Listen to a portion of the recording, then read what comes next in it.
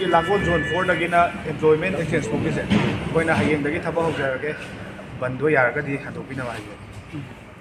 मैं भी मैम जो हयेंग दगी थबा होरगे हरे सिगी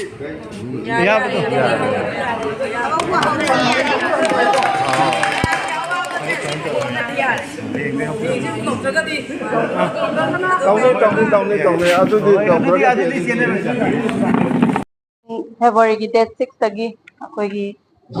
एक्सचेंज ऑफिस तगी नसी हॉस्पिटल फावगी लंबी से सेंबीदना मतम कुइना अवाबा मयाम अमा मायोंगनरगा लाकपगी मायोक्ता अखोय हयेंग असे लंबी थिंजनबगी खोंजंग अमा हाइतारे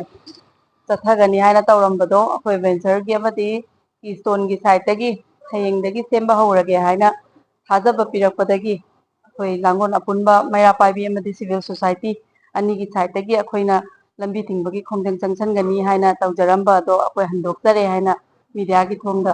हाइजरी